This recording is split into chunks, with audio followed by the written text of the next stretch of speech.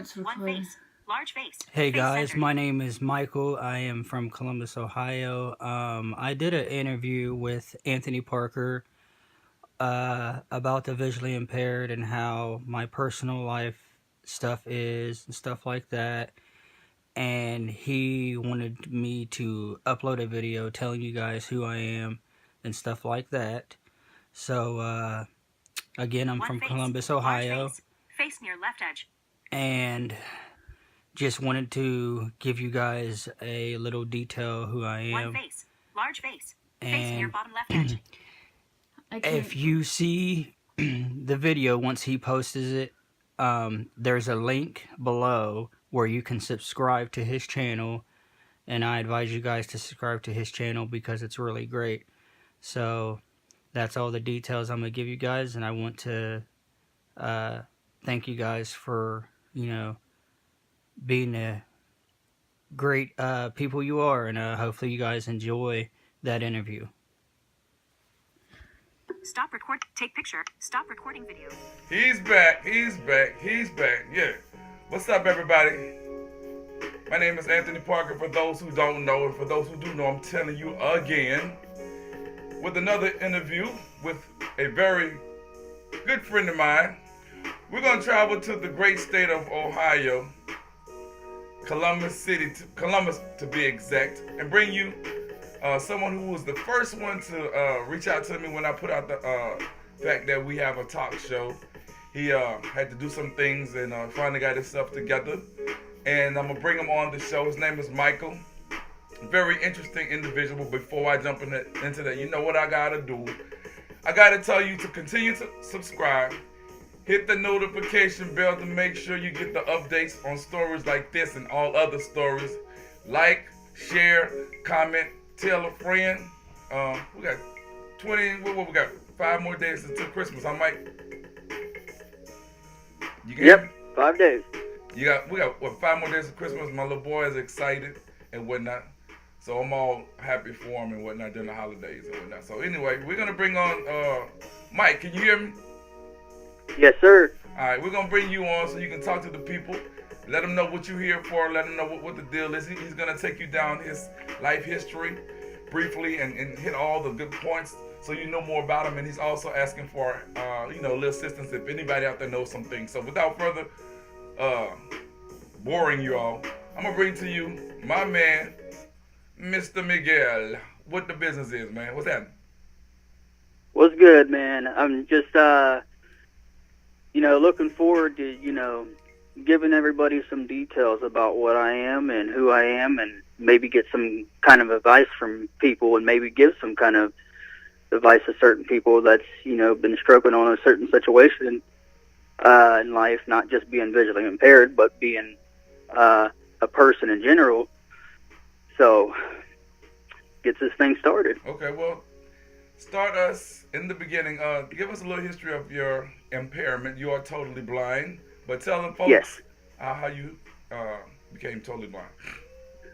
Well, first of all, being premature and having a detached retina, that's exactly what it was. I had 17 surgeries on my eyes. Wow. That's a lot of surgery. So, there's other things I could go into, but I think it'd be a little too much detail to get into. But the things that I will tell you is, it was a little rough at first. I always, when I was younger, I took, being visually impaired rough. I always thought, you can't be anything, you can't do anything being visually impaired. It's too much of a sighted world, and that's the way I used to look at things, and I never thought that I'd be in a situation I am today. Now, things could be better, but I struggled relationship-wise, never to my problems, not to say I'm perfect or anything, but I was so always committed, loyal, but never got the right one. Never had, that happen until one day, I sat down with my cousin, And he said, you know what, man, just, not even look forward to finding somebody, just try to, just worry about yourself, think about how you're going to take care of yourself, and everything else will fall in place. So Well, basically, 2 weeks your cousin later, changed your outlook on. yep, Okay, let's because I wanted to ask you that, but you definitely. right. So 2 weeks later, I'm in a relationship, and things have been going great. We've been together for 9 months now. We both are looking into schooling. We don't know exactly what we want to do yet. It's just the beginning of the process when it comes to that. And also, I do want to, and I'm pretty sure a lot of you people probably know, and you've probably seen this on YouTube. Anthony, you probably may have ran into this too as well. And I don't know how far along they are with this type of stuff. What is The e-sight glasses for the visually impaired, or people that are blind. Are you familiar with Ira? They're called. Ira? Yeah, they're called e-sight. Okay. Well, I haven't heard of those, but I'm quite sure somewhere down the line I'll get some information on it. But with that being said, tell the individuals how you continue to cope with what you had to do and what strengths you've gathered in the process of growing up and becoming the man that you are. Because I'm quite sure that there was some downtime and what have you. But you did say your cousin was able to assist you in that capacity. So keep it moving. Well, like I said, when I was younger and then I grew up, I would fall into the category as being a depressive person, especially my relationship life. And I got really close with someone back in high school, and it kind of messed up, but due to me and her own mistakes, and that hurt me for a long time. Took about 3 years for me to recover, and then I finally gave somebody else a shot. And then that person, cheated on me not once but twice. But the fact of the matter is, it was two guys that was supposed to be my closest friends. So that was a little rough. And so before we move from this, is it safe to say that this was done? All these things were happening because of the fact that you were totally blind, or just a human nature thing? I think it's pretty much human nature. But at the same time, I will tell you, these last two girls that I've had the issues with, they were both blind and visually impaired as well. But the simple fact of the matter is they both are now married to sighted men.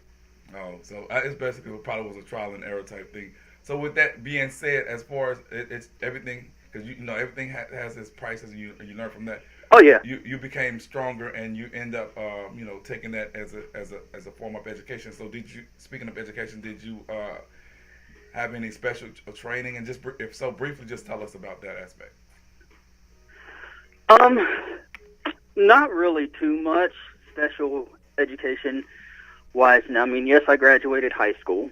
The School for the Blind, the Ohio State School for the Blind, should I say, they weren't too great at education. So I'm not trying to, make them seem like they're a totally bad school, because they're not when it comes to. Well, they are when it comes to education. Okay. That's not the place to go if you want to get education. Okay. What about any other training as far as the mobility training? Were you able to receive that? Oh, the mobility was great. They had nice, mobility teachers. They could show you anything that they needed to show you. Everything there was great besides the education. Okay. So as I pause for a minute with your story, can you tell the audience the reasoning for you actually coming on the show and giving your story thus far? Because you got a lot more to tell. But I just want to let them know what's the nature, to help out others. Well, or just what is it? The reasoning is to let people, know, just because you are visually impaired, that you can't. That doesn't mean that you can't accomplish anything that you want in life. Because we all are people. Now, we all may be different in certain ways, but we're all human. And for myself, just to let people understand, how to, if they find themselves in a tough situation, to, figure out ways to cope with it. And it's not just about keeping it, inside or whatever you got bothering you. You just find ways to, make yourself not feel so incomplete about things. And then the more confidence that you build, the more happy you are. Okay. And the more better things go for you. Okay. So I'm gonna put you on the spot. Give the audience maybe a couple of words that you have in your mental, as far as confidence builders, that you've acquired. I think for myself is I say self-esteem, your body language. Your body language explains everything. Maybe not everything, but the majority of confidence that you have in yourself. I mean, your body language explains what type of mood you're in or how you feel about a certain situation. So having a successful body language can tell sometimes rather you're confident in yourself, and if you have a body language that's not looking up to par, right, or you're not looking yourself, then that's when you show unconfidence. Definitely. So your body language, having the right posture and having the right state of mind, you just tell in somebody's body language and the way they speak. That's real talk. So you've developed great confidence over the period of time, and you've applied that in various areas, especially in the workforce. You told me earlier that you do work. Touch on that, sir. And tell the people what type of jobs you had. Okay. Well, back in high school, I used to do things with American Heart Association. I also did things through pizza places, Pizza Hut, Donato's. School would volunteer once a week, at least every Thursday. We would go in, fold pizza boxes, and we would get pizza for our, thing. So that was the thing we got. And that's the big reason why after I graduated high school, I got a job at Donato's, because they were familiar with me, and I felt like if it wasn't for the School for the Blind, I probably wouldn't have had a job at that time. Right. Now I do thank them for that. Because a lot of my skills I build because of the school. Okay. I will give them that. Okay. But so yeah, and I worked at the Rhodes Tower Cafe. But to me, the only downside about having a job being visually impaired, a lot of jobs, I think the way people look at things is they're not, and especially if you don't have any connections to that particular job, they might look at it as we know nothing about this person, or we know nothing about blind people. So how are we going to look at this certain aspect? Oh, we're not going to know rather this person has the skill for this job, or we're not going to know rather, they do or don't. So that's the way to look at it. But that's the reason why I got that job, is because of the school. Which is a good point, because you just in anything, in general, whether you're sighted or blind or in a wheelchair or whatever the case may be, you have to have some type of experience. Most people, they won't hire you because of the experience, because they don't know. So it was a good thing that you did have the experience, so people can say, okay, well, Mike can do this job. We're gonna give him a chance, and that's all basically people are looking for. Just looking for a chance. So, with that being said, have you ever talked with any other people who are visually impaired that have been having a hard time trying to find employment? Just briefly. Tell me. Yes, I have. I've spoke to a few people, and I've tried to get people help to do things, but I guess you got to be a person in yourself. Like, somebody can give you pointers, and they can give you lead you in a certain direction. Right. But you got to want to do those things for yourself. Right. And it goes back to, you can't just. Go ahead. You can't just, expect someone to hand something to you because you're not going to get it. You got to go get it yourself. Right. Somebody can give you pointers and put you in a certain direction, and then you got to take the steps to accomplish things for yourself. It's about that confidence, huh, bro? Right. Definitely. So, right now, what are you doing? Just you're looking for some employment for sure. But what else are you doing in order to maintain that confidence that you've built over a period of time and make sure that you continue to stay focused? What are you doing? Let the audience know.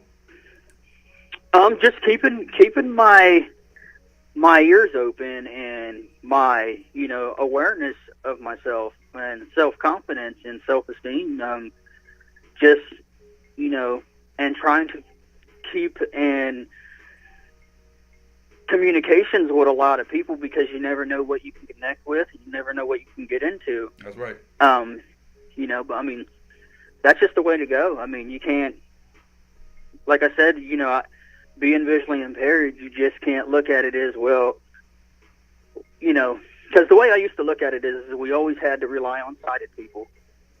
And that used to be a downside to me. Right. But the more I grew up and the more I started understanding, hey, the majority of these things I can do by myself. There you go. I budget my own money. I have my own bank account. I'm taking care of myself very well. Okay. I mean, not to say I don't need help sometimes.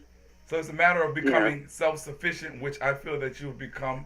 I can tell in your voice that you have a great deal of confidence, and you've overcome a lot of obstacles. And that's basically what this interview was all about, to not come on and say, oh, woe is me, having a pity party, anything to that effect. I'm glad that you were able to emerge and become successful in that aspect mentally, because that's what it's all about, man. I mean, times are hard and whatnot. So with that being said, do you have maybe 2 minutes to give them? I know you do have more, but just give them 2 minutes of any type of advice that you have that you can strengthen any other individuals who may be going through the same situation. Well, to those people that may have or may be in a certain situation, like I've been in, I guess the thing to think about is you can do anything you put your mind to.